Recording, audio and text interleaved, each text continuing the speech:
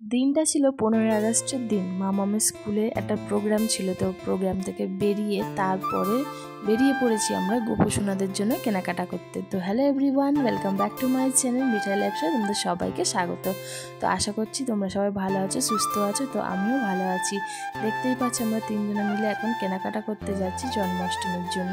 তো জন্মাষ্টমীর আমরা সারাদিন কী করলাম সব কিছুই এই ভিডিওর মাধ্যমে তোমাদের কাছে শেয়ার করছি। তিনটে গোপুসোনা আছে, ওদের জন্য কেনাকাটি করতে কিছু। এই যে দেখো, আমার সোনার অঙ্গরাগ করবো।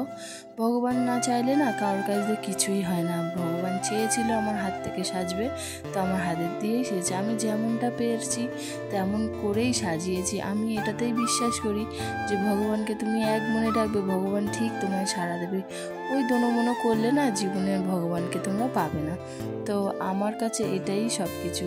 তো যখন আমার মাথায় যে কোনো কাজের জন্য ভূত চাপে, তো সেই কাজটা আমি করেই থাকি। তো এখানে আমি আমার গোপুসোনাকে অঙ্গরাগ করাচ্ছি। প্রথমেই সাদা রং দিয়ে ওর চোখটা আমি কোট করে ফেললাম ভালো করে। তো ভিডিওতে যদি কিছু ভুলভাল কিছু বলে থাকি তোমাদের কাছে আবারও আমি সরি চেয়ে নিচ্ছি। তো আমি যেমনটা পেরেছি তেমনটা আমার গোপুসোনাকে সাজিয়েছি। গোপুসোনাটা অনেক দিন আমার দাদা করে দিয়েছিল, একবার ওকে সাজিয়ে দিয়েছিল। তারপর থেকে না পুরো একদম মুখটা যেন কালো কালো লাগে। তো এই বছরে ভেবেছিলাম যে আমি সাজাবো, কাউকে দিয়ে আর সাজাবো না। তাই আমি যেমনটা পেরেছি দেখে দেখে ইউটিউব দেখে দেখে সাজিয়েছি।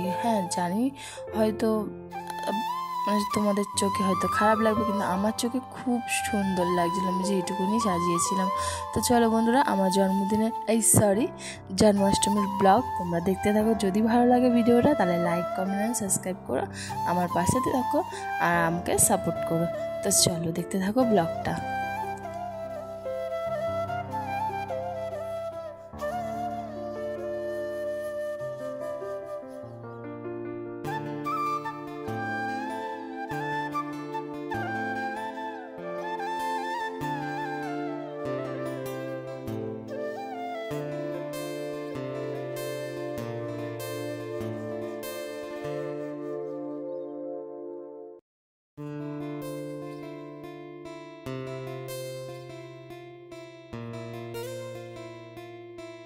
বন্ধুরা চলো এবারে তোমাদেরকে একটুখানি ওর মুখটা দেখিয়ে নিই। একটু সময় লাগছে ঠিকই, কেননা একবার রং দিয়ে একটু শুকিয়ে তারপরে আবারও রং করছি। তোমাদেরকে দেখিয়ে দিই আমাদের গোপুসোনাকে কেমন লাগছে, তোমরা কমেন্টে জানিও। আর যদি ভালো লাগে একবার কমেন্টে রাধে রাধে বলে দিও তোমরা। আমার গোপুসোনাকে কেমন লাগছে অবশ্যই তোমরা জানাবে। আমি যেটুকু পেরেছি সেইটুকু দিয়ে আমি সাজানোর চেষ্টা করেছি। আমার কাছে না খুব সুন্দর লাগছে। আর একটা গোপুসোনা আছে, তাকে না সবে রং দিয়ে তবে বসিয়েছি, আর ও রং কিছুতেই শোকাচ্ছে না। ও মনে হয় সাজতে চাইছে না। ও ভেবেছিল যে আমার ওই গায়ের রংটাই ঠিক ছিল। তোমাদেরকে টাইমটা দেখিয়ে দিই একবার যে রাত কটা বাজে। তোমাদের ফোনটাও কেমন ডিস্টার্ব করছে দেখো, রাত 12:23 বাজে, দেখতেই পাচ্ছ। তো আমার এখনও কমপ্লিট হয়নি। আর এই যে আমার রং তুলি, আর এই যে বাজারহাট আমার প্রায় হয়ে এসছে। আর এই জন্মাষ্টমীতে আমি কী করেছি সমস্ত কিছু এই ব্লগের মধ্যেই ছিল। আর দেখো সবাই বাড়িতে ঘুমোচ্ছে, মিঠাইও ঘুমোচ্ছে ওই ঘরে। তারপরের দিন সকালে না মিঠাইকে একটু সাজিয়েছিলাম। হাজারো কাজের মাঝে মিঠাইকে আমি সাজিয়েছিলাম। সব কিছু গোপালের ইচ্ছা। গোপাল না ইচ্ছা করলে না আমি কবে থেকে চেষ্টা করেছিলাম মিঠাইকে একটু রাধারানি সাজবো, কিন্তু কোনো দিন আমার সময় হয়ে ওঠেনি। সেই দিনেই আমার সময় হয়ে উঠেছে অনেক কাজের মাঝখানে। তো দেখো আমার দিদি শাশুড়ি যতই অসুস্থ হোক না কেন, পুজোতে কিন্তু আমার খুবই হেল্প করেছিল। এখানে আমিও কাজ করছি। আর এই জন্মাষ্টমীটা গোপাল আমাকে দুবার করে পায়েস বসিয়েছে, জানো কেন সমস্তটাই বলবো। আর এখানে আমার এই যে ব্যাকগ্রাউন্ডটা আমার সাজানো হয়ে গিয়েছে। আমার বাড়িতেই আমার ঘরেই পুজোটা হবে। আমি এক করে রান্না করে আনছি, আমার ঘরেই রাখছি। আর আমি সারাদিন বললাম না খাইয়ে রেখেছিল। আমি 4টে সোমবার গেছে, একদিনও আমাকে একদিন আমি উপোস করিনি, কিন্তু জন্মাষ্টমীর দিনে আমাকে পুরোটাই উপোস করতে হয়েছিল। কিন্তু আমি একটু সাবু খেয়ে নিয়েছিলাম, একেবারে উপোস থাকতে আমি পারি না। গোপাল কি করেছিল তোমাদেরকে বলি চলো।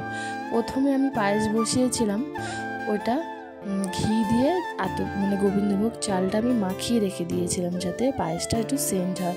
দুধ বসিয়ে দিয়েছি, সমস্ত কিছু হয়ে গিয়েছে, শুধু কাজু কিশমিশ দেওয়ার সময় আমার সাথে একটা জিনিস ঘটে গেছে। আমি যেটা কাজু কিশমিশ ধোয়া জলটা আমি রেখেছিলাম, ভুল করে ওর মধ্যে আমি দিয়ে ফেলেছি, মানে পায়েসের মধ্যে। এবার আমার মন তো খুঁতখুত করছে, আমি ওই রকম নোংরা পায়েস আমার মেয়ে হলেও ওকে দিতাম না, তো গোপালকে কেন দেবো, ও তো আমার ছেলের মতো। তারপরে আবার দুধ নিয়ে এসে আবার ভালো করে পায়েস করে দিলাম।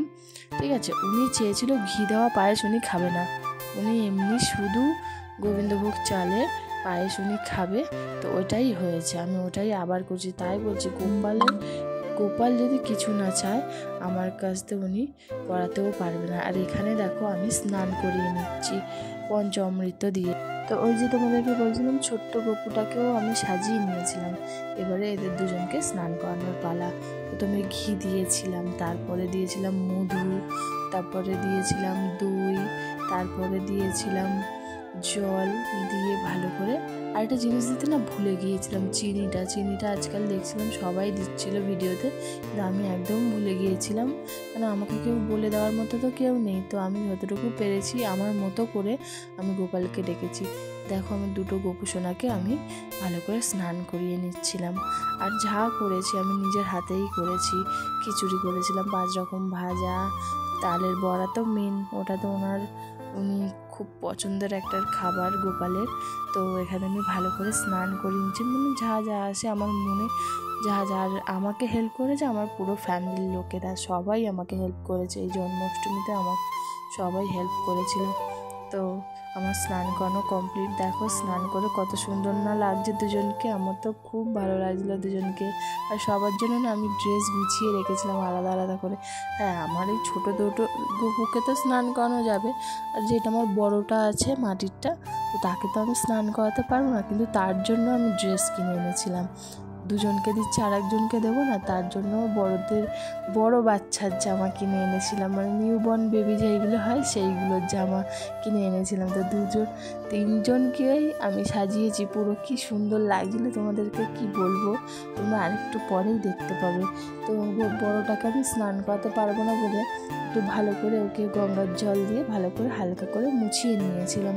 তো এখানে এদেরকে এখন শৃঙ্গার করব, ওদের নতুন বস্ত্র পরিয়ে ভালো করে সাজিয়ে গুছিয়ে ওদের সামনে ওদের সমস্তটাই প্রিয় খাবারগুলো ওদের সামনে ধরে দেবো।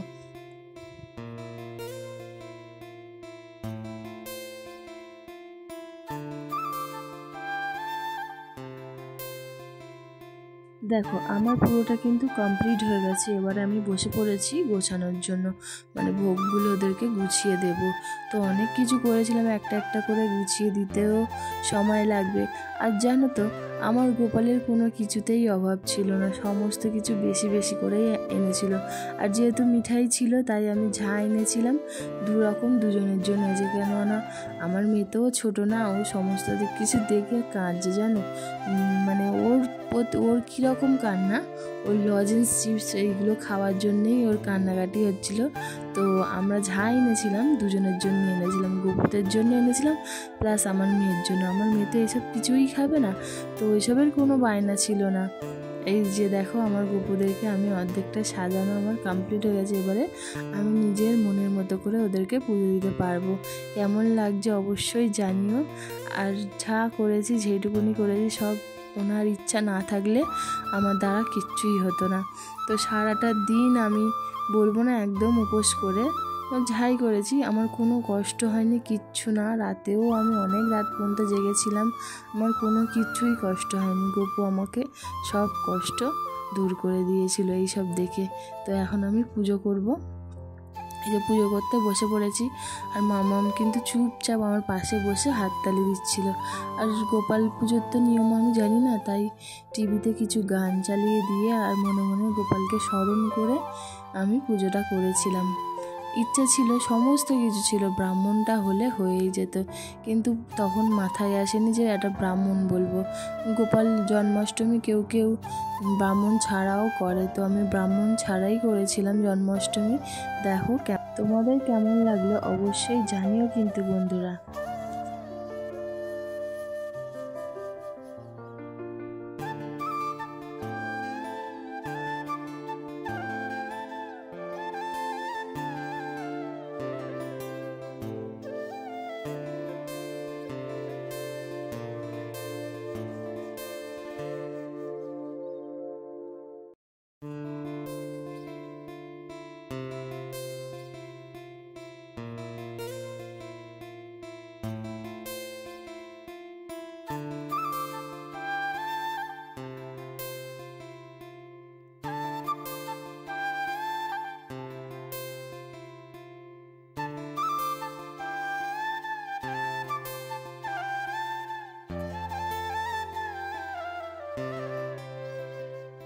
আর এইবারের পালা হলো কেক কাটিংয়ের।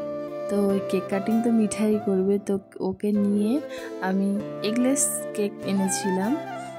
তো 2টো কেক আনিয়েছিলাম, ওই যে বললাম না যা এনেছি 2টো করে, তো আমার 2টো সোনার জন্য এনেছিলাম। আর এই যে দেখতেই পাচ্ছ সমস্ত 3 জনের মুখেই মিঠাই কেক ধরিয়ে দিচ্ছে, আর আমিও একটুখানি দিয়ে দিলাম, কেননা একটু পায়েস দেওয়ার দরকার ছিল, কিন্তু তখন আমার মাথায় ছিল না যে কেক জন্মদিনের সময় মুখে একটু পায়েসও দেয়। তো গোপাল চায়নি, গোপালের ইচ্ছে হয়নি পায়েস খাবে, কেক খাবে।